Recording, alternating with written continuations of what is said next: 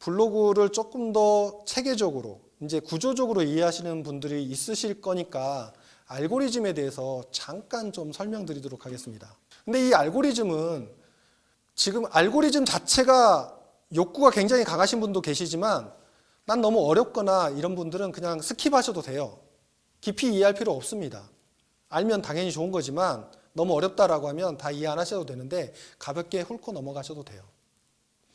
네이버 공식 블로그에는 이런 글이 써져 있습니다. 검색 사용자에게 더 많은 도움이 되고 본인만의 정보를 담은 글을 작성할 것을 권해줍니다. 그게 당신의 리뷰, 경험, 정보였으면 좋겠어요. 이런 뜻을 가지고 있습니다. 네이버 입장에서는 그렇죠.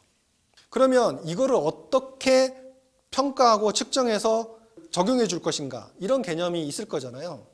자, 큰 맥락은 두 가지입니다. 하나는 그 글의 출처, 제가 이해하기 쉽게 사람 댐댐이가 제대로 됐느냐, 즉 사람을 검증하는 것, 그거를 C랭크라고 표현합니다. C랭크. 그래서 C랭크 알고리즘이라는 게 있어요. 이건 뭐냐면 네가 괜찮은 놈이니 이거를 난 괜찮다고 인정해 줄게 라고 하는 게 C랭크예요. 두 번째는 네가 쓴 글은 괜찮니? 라고 물어보는 게 다이아예요. 버전업이 돼서 지금 다이아 플러스로 업그레이드 됐죠. 그러면 큰 맥락에서 보면 내가 괜찮은 놈이냐, 내가 쓴 글이 괜찮은 글이냐 이렇게 이해를 하면 되겠네요. 그러면 내가 괜찮다라는 것은 어떻게 인정을 받을까요? 그게 특정 주제로 꾸준한 활동하는 전문성. 네가 특정 글을 꾸준히 쓰면 너는 이 분야의 전문가로 내가 인정해 줄게. 전문성 부여를 하겠다. 이게 C랭크입니다. 예전에는 전문성 없었죠. 그냥 잡블로그가 더 좋은 블로그였죠. 근데 지금은 특정 분야의 전문성이 있는, 즉 C랭크 지수가 특정 지수의 글을 꾸준히 쓰면 된다는 거죠. 이 얘기는 뭐예요? 우리는 교육 관련된 업을 하기 때문에 교육 관련된 글을 꾸준히 쓰면 전문가로 인정해 주겠다라는 걸로 이해하시면 되겠네요.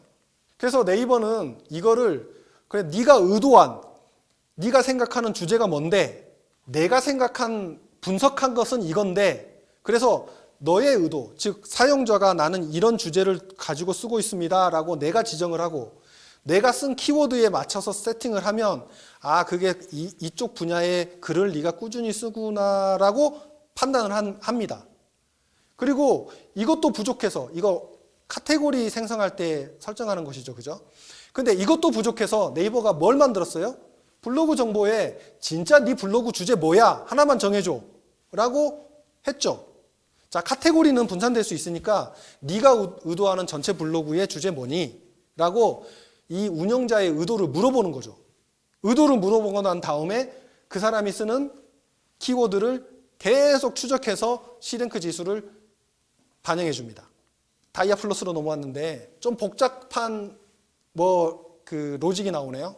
이거 복잡하니까 자세히 설명 안 할 겁니다. 근데 다이아 플러스가 문서 단위의 품질에 대해서 측정하겠다라고 했잖아요.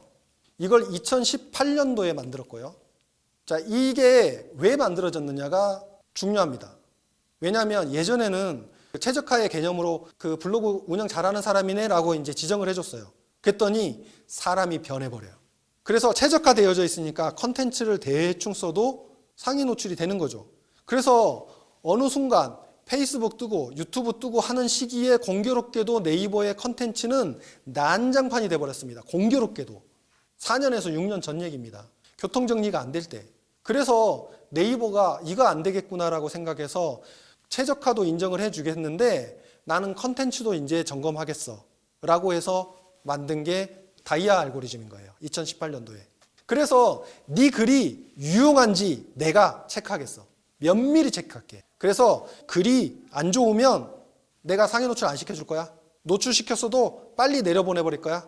나 이거 다 계속 볼 거야. 추적해서 본다. 계속 이렇게 얘기하는 거예요. 그게 다이아 알고리즘입니다. 그래서 여기에 복잡한 내용들이 있는데 사용자가 검색한 내용이 뷰 탭에서 검색 결과로 나타나는 과정 안에 어떤 프로세스 안에서 이거를 검증을 하게 되는데요. 그게 뭔가 복잡한 것들이 쭉쭉 있는데 그냥 넘어갈게요. 지리의도 분석기는 어떤 지리가 들어오는 것을 내가 분석을 하겠다. 문서의 패턴은 어떤지 내가 보겠다. 그거를 뭐 확장은 모듈은 뭔지 보겠다. 그거를 사용자의 피드백으로 어떻게 해서 보겠다라고 하는 그 모든 과정을 내가 보겠다라는 의도로 보고 있는데요. 이거를 다 빼고 크게 세 가지로만 제가 간단하게 정리를 해볼게요. 첫 번째 뭐냐면 검색어로 찾는 정보가 만족스러운가예요. 검색에서 지르의 의도에 나온 것이 피드백, 즉 결과적으로 만족스러운냐를 보겠다는 겁니다. 이게 결국은 체류 시간과 연결되는 거예요. 이게 만들어지는 순간 이제 사람들이 의도해서 공감 댓글을 아니면 스크랩을 하지 않아도 네이버가 판단하는 능력이 생기는 순간 걔네들을 다 무력화시켜버리고 체류 시간을 기본적으로 보게 되는 겁니다. 그래서 제가 상위 노출을 길게 하는 게 제 강점이라고 했잖아요. 이렇게 체류 시간을 길게 만드는 그런 용도의 컨텐츠를 생산하면서 그게 되는 겁니다. 여기 보면 검색 의도를 사용자의 다양한 반응을 반영하는 거죠.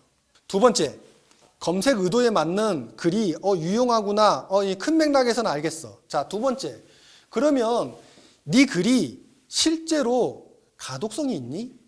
문서의 구조와 내용은 괜찮냐? 사진은 자, 리뷰, 경험 이런 것들을 써야 되는데 이런 것들이 정말 소비자한테 읽히기 쉽게 쓰였냐? 문서의 품질은 좋니? 물어보는 거죠. 그래서 문서 패턴 분석기에서 문서의 구조, 본문 텍스트, 이미지 정보 등을 추출해서 다이아 플러스 랭킹에 반영을 하는 겁니다. 세 번째, 상위 노출시키고 싶은 키워드와 의미적으로 대체가 될 만한 단어를 이제 추가하겠다는 거예요. 제가 네이버 알고리즘을 분석하기 전에 사실은 구글 알고리즘을 분석했어요. 구글이 2013년도에 허밍버드 알고리즘이란 걸 만듭니다. 그리고 공표를 해요. 공개를 합니다. 오픈소스처럼. 공개를 하는데 이게 네이버가 반영한 게 C랭크와 다이아 플러스 알고리즘이에요. 2013년도에 공개한 거를 2016년도, 2018년도에 반영한 거죠. 네이버는. 그래서 그게 어떻게 흘러갈 것이라고 하는 거를 구글 알고리즘을 통해서 미리 유추해 보고 있었어요. 그게 반응이 이제 흘러가고 있는 건데 그 중에 하나가 내 문서가 특정 키워드를 반복하는 게 아니라 어떤 다양한 유형, 예를 들어서 동의어, 유사어, 반의어 이런 것들이 문서 안에 적절하게 쓰이면서 이 문서가 그 특정 주제에 명확하게, 즉 밀도 있게 쓰여지고 있느냐를 측정하겠다는 거죠. 그게 확장 모듈입니다. 이런 것들이 점점 더 반영이 되겠죠. 그래서 네이버가 강아지, 댕댕이, 뭐 이렇게 영화, 부귀영화 이렇게 써도 강아지나 영화 이런 것들이 상위 노출이 되겠다라고 공개한 겁니다. 그리고 이게 그 업종에 먼저 적용을 하고 교육 업종에도 넘어오고 있는 거죠. 결론, 알고리즘 복잡한 거 막 잠깐 보여드리긴 했는데 복잡한 거 필요 없어요. 첫 번째, 교육 관련된 글 꾸준히 쓴다. C랭크 알고리즘.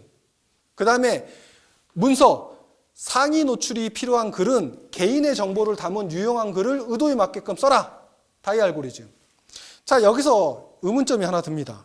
그러면 C랭크 알고리즘과 다이아 플러스 알고리즘을 반영해서 내가 글을 쓰면 모든 글마다 그렇게 써야 될까? 여기서 구분하시라는 거였어요.